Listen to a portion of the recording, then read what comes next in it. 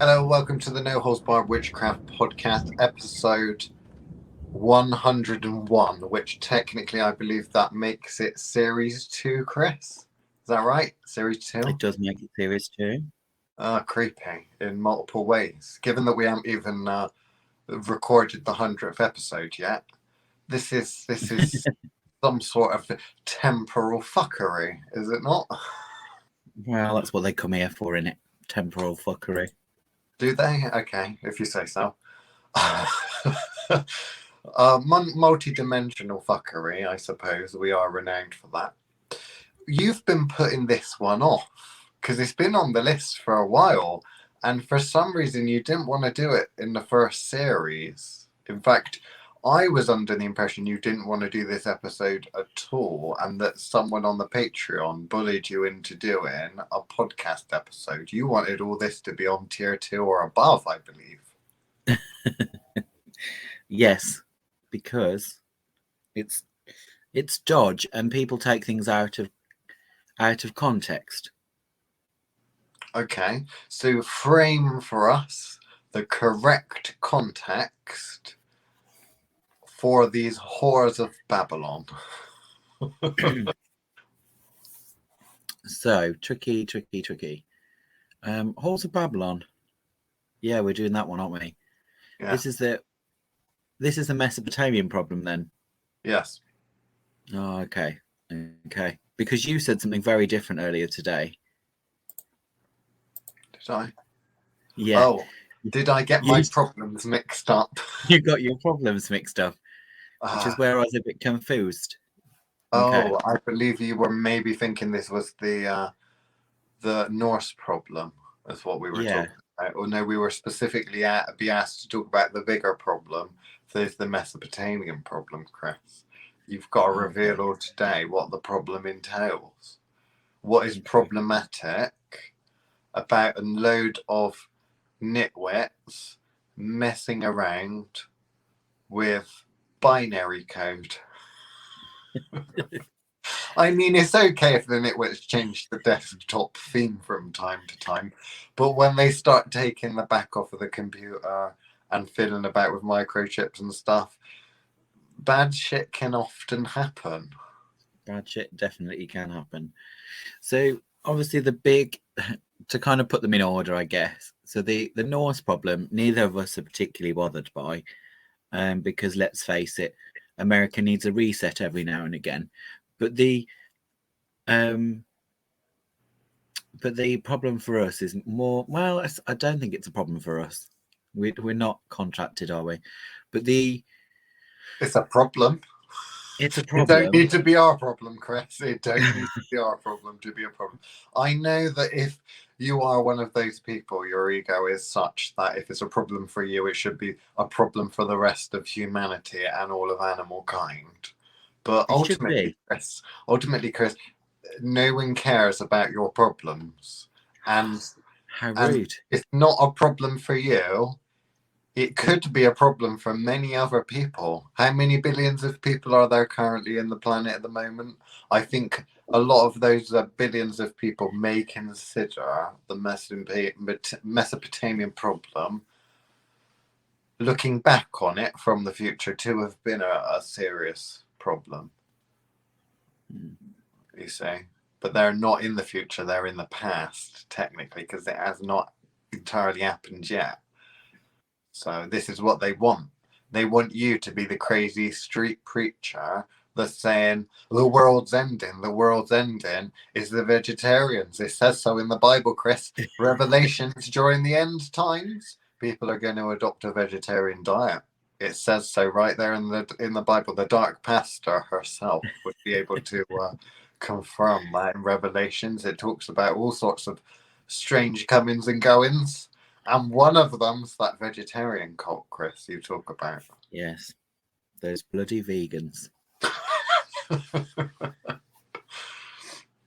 What they got against milk, Liam? What they got against milk? The cows. It upsets the cows. Oh, shame. So, so the tricky part is trying to put this into a context that, yes, doesn't make me sound like a crazy preacher from wearing no clothes and a funny jacket, like smelling funky and shit. Ultimately, we're talking about things that underpin the universe. Well, this particular one anyway. The one that matters for you lot. And trying to make sense of... Universe 1. Universe 1. Earth 1. Yeah. We can say Earth 1. I'm not sure I feel about Universe 1. Earth 1. Bit of a stretch there. So kind of problem with Earth 1 is there's some sleeping giants that kind of underpin this particular kind of reality and its mechanisms. And let's face it, we were very good at keeping them quiet and asleep.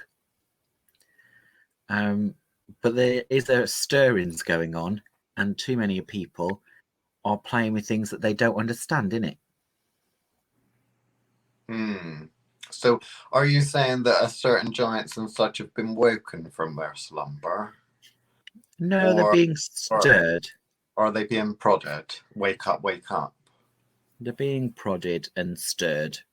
And if they, at that point that even one eye kind of opens, that kind of Smaug bit where kind of like, oh shit, dragon's awake. This is what we're kind of talking about, kind of the understirrings of particularly tricky individuals. So I was under the impression, from my perspective, that at some point they are going to decide to come back. So it's a case of going off on a jolly, like you go off on a jolly, right? You go off on holiday and that, and the little mouses and that, they kind of evolve a little bit. They come scurrying out, nibble on any little crisps and crackers and stuff you've got lying about. And then at some point, you fling the door open with your suitcase and say, honey, I'm home. And then it was all like a big change happens. Very, very big change. Daddy is back in the building. Okay. So that's the kind of thing that's going on. That hasn't happened yet, has it? No. But it's going to happen. Yes. And isn't supposed to technically happen in our lifetime, Liam. It's not. I'm getting the impression that it might so do towards the end of our lifetime here this time round. And I is not contracted to be involved in that shit, hence why it's a problem. But what is the real problem? Because the problem for you is a little different than the problem for the rest of humanity, I'm presuming, Because what I'm seeing here is I'm thinking, well, the problem for you is having to put up with the nitwits that seem to think Daddy is still in the building when Daddy's on holiday and are talking to Daddy, and actually they're not talking to Daddy at all. They're talking they just think, oh, there's a sense of something here, there's a great sleeping giant about, I'll pull on this, I'll call upon it. And what they don't realize is that yes, Daddy's been there a long time ago. You can still smell the aftershave, the cologne of Daddy and such, and see the remnants of it. But Daddy's not actually there. When Daddy what you're listening to when you call Daddy is the answer phone message. Yes. You're not aware that it's the answer phone message. You're aware. You think that that's a Daddy talking to you, and it's not. So when the little mices do come back, are they going to be, when Daddy comes back and sees the little mices, are the little mices going to be correct in thinking, oh, look, Daddy's back, he's on our side? Or is Daddy going to come back and say, oh, mices, and set the cat on them? Possibly the latter. But it really depends on what order they come back in. Yes. Does the cat creep in first? Because they do that, don't they? As soon as you slightly open a fucking door, cat's straight in there or straight out. So they could send the cats in before Daddy comes home just to make sure there is no mices. Mm. That's how I do it, but that's me. So you're not friendly towards mice then, are you? No, not particularly. I hate an infestation. Right. Do you think our Mesopotamian frenemies would be happy with mice? Or do they think, oh, it's like bacteria? I don't know. Sometimes if I remember rightly, again, depends on which order they come back in. But Mm. if they come in the wrong order, then it could be, free experimental mice. Let's get the cages out. Right. It's not going to be a harmonious relationship like many other spirits and such of a local persuasion. Yes, these particular daddies like to be the ones in control, which is problematic for those that don't have magic of a particular level. I suppose is the best way to put it. So 99% of practitioners out there. Yeah, and that's not even including the 99. Mundanes. Oh, the mundanes might be all right. They know their place. Yeah. Yes. They'll think Jesus has come again. They'll be very happy. Well, this is working on a multiple different levels. You see, because many people will think this is all doom and gloom, and they'll think, "Oh dear, Liam and Chris are talking about some great change that happens in the 21st century, some great change that's going to happen, and a load of powerful spirits are coming back, and there being a geopolitical upset on a multi-dimensional level." It's kind of like if you work in a shop, you've got the shop manager. Yeah, shop manager. Every now and then you hear whisperings that the area manager might be coming. But on this one occasion, what we now are aware of is the branch manager is getting his best time because the area manager is coming and the directors of the business and a bunch of higher ups are all coming at once, which is unprecedented, completely unprecedented. That don't happen on a day-to-day basis. That don't even happen once every year or so. This happens every now and then. Big cyclical changes, Chris. Big cyclical changes. Yeah. And obviously, like I said, depending on who comes in what order will depend on what that means for everybody. And this is the kind of part where it's like, it's problematic for those that have other embassies, shall we say, and therefore have to be aware that there's a political shift, like you do in any major change in government. But we're not talking about one country's government. We're talking about what those Scientologists would call the New World Order. This isn't kind of like, a new king. This is the Sith have arrived, battleships ready.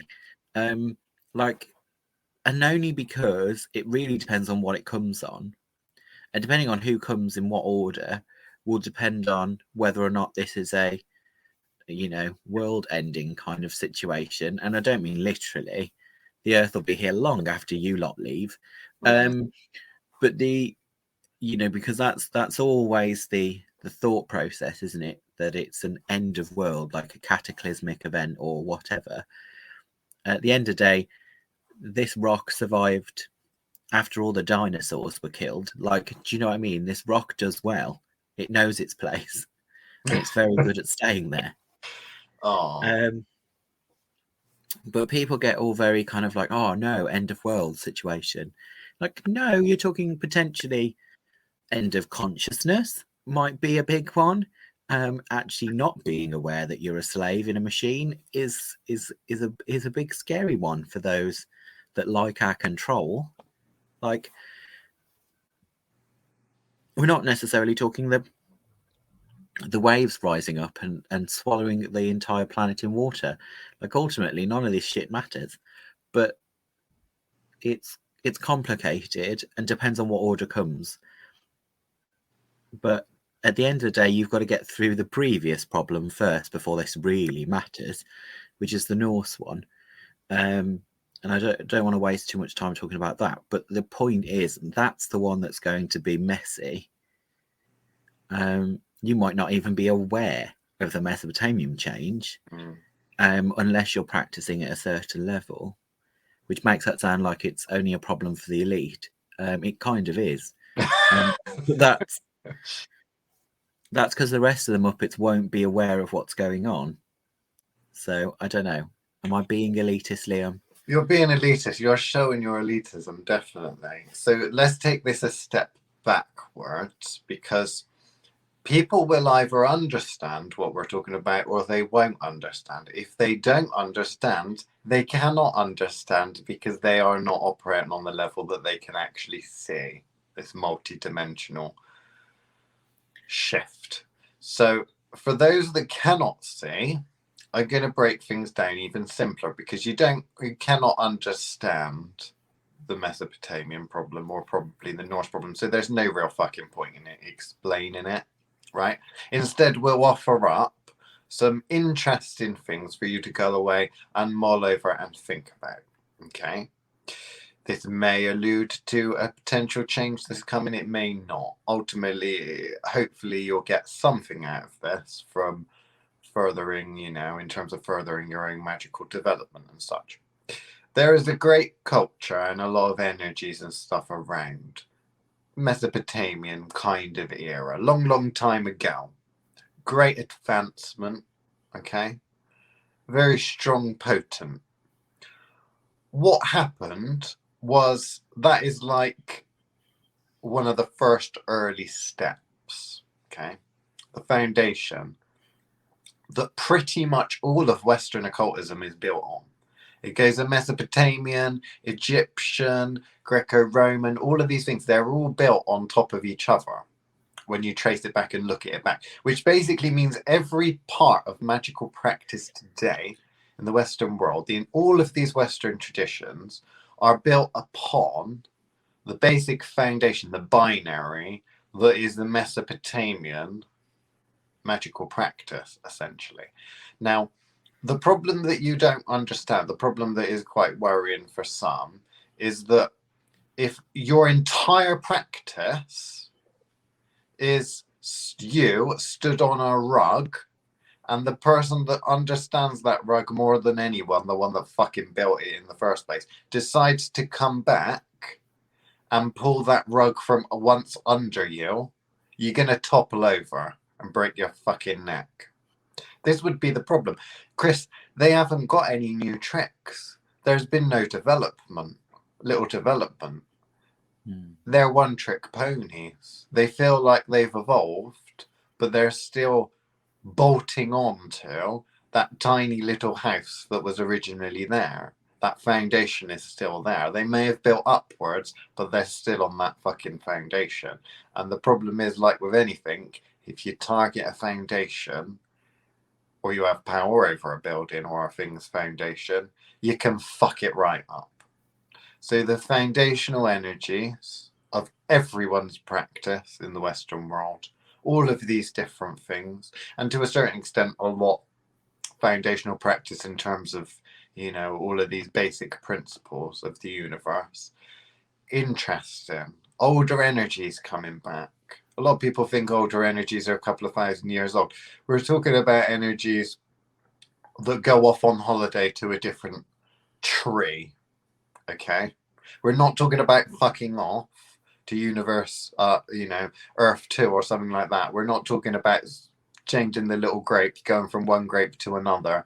We're talking about things that can move from one tree to the next. And if this entire system, this little tree of life that we have, what then happens when you're dealing with something that has the ability to go and create forests?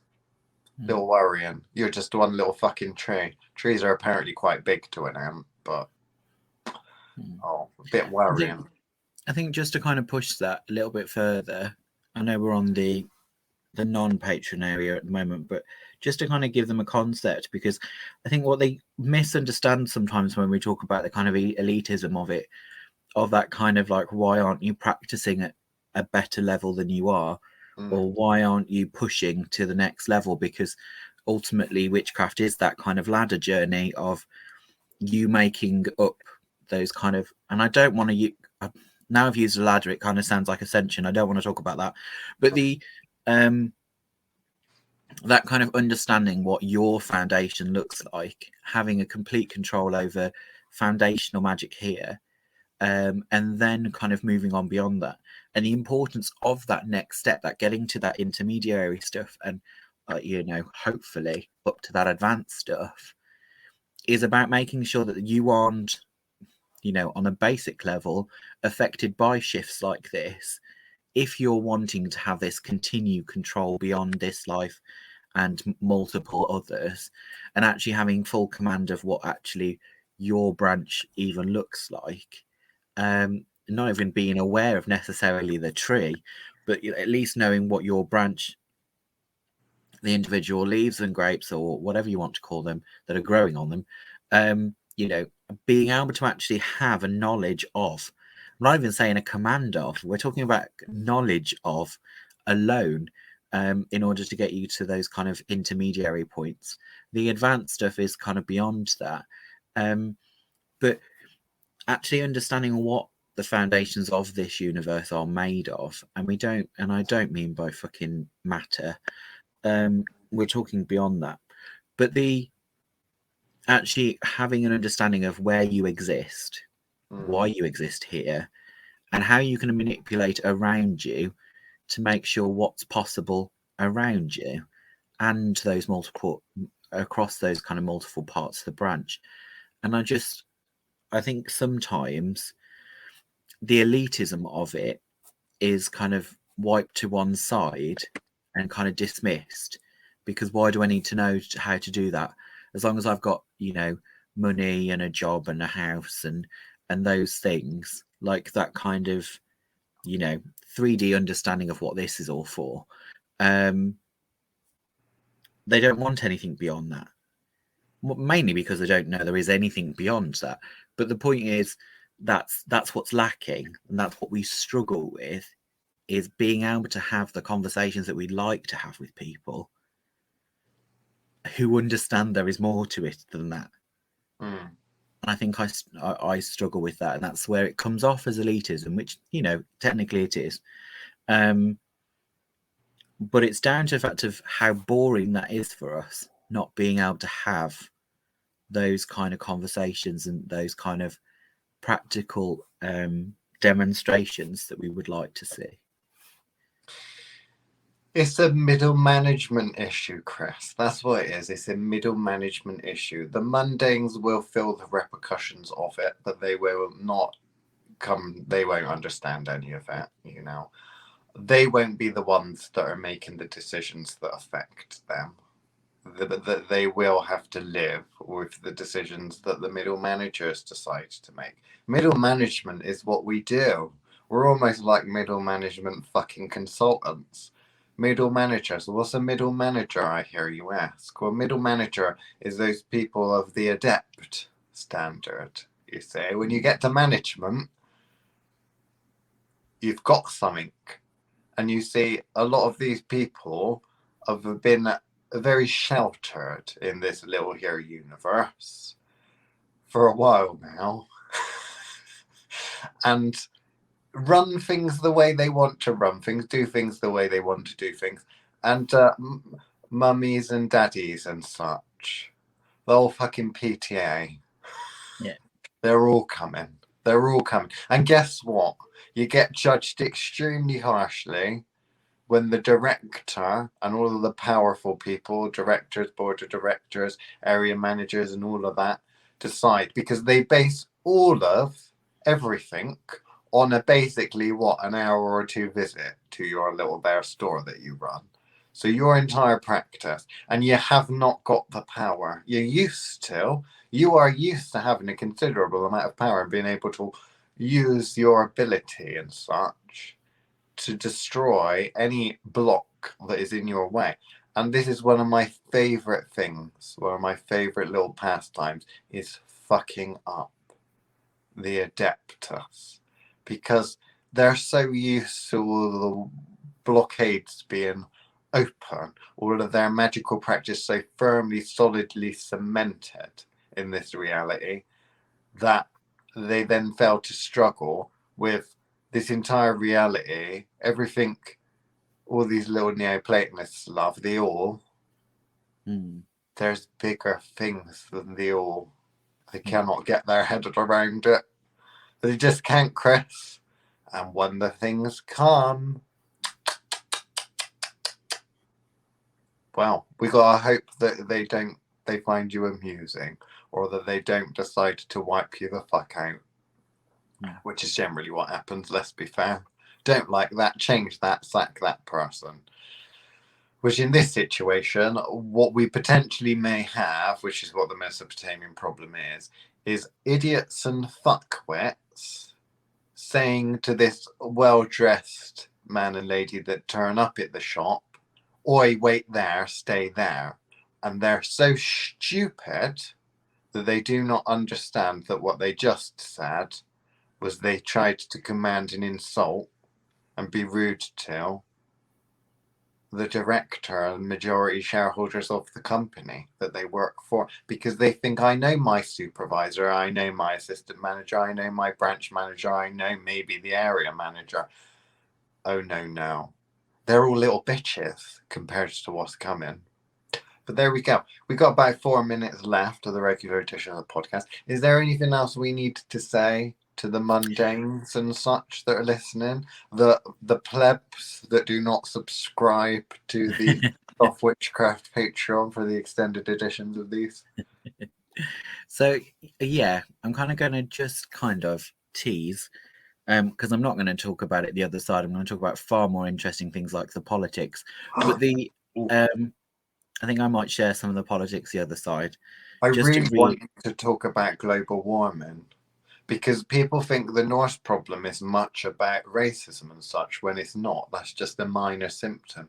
And people often think, I think, big changes up. They're thinking global warming. Oh, the global warming, the ice caps melt, the penguins upset, and plastic in the ocean. Oh dear.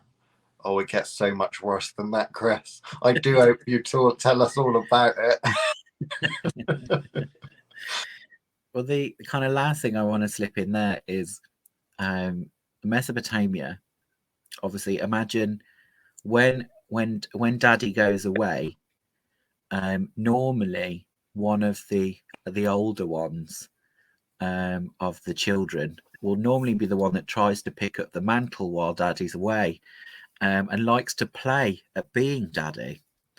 And we have this thing. Hermes Trismegistus. I was going to go. I was going to go for not that one, actually. I was going to go for the Abraham. Jehovah. Yeah. You were going for Jehovah. I was going for Jehovah. Ah, I see.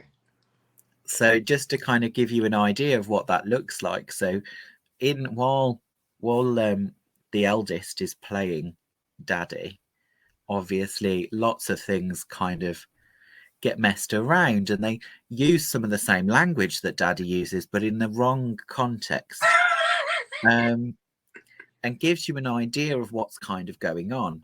So if you kind of want to give a bit of a feel of some of the things that are possible, you've got enough written, documented evidence there for you to actually look at some of it. Documented evidence written down. Chris, do they need to learn Hebrew or something? Or is this something you can read in English? When you get to the level that you're supposed to be getting at, language is not a barrier. Oh, you're talking hieroglyphics or some shit like that, aren't you? You're talking about opening up stone tablets as if they were a book with a lid cover that you open up. Maybe. Like Maybe that I'm hinting fake at book. something. I got a fake book and it looks like a book, but you open it up, you put a key in it, and it's actually got a secret compartment. It's much like that with hieroglyphics. Anyway, that's it for this episode.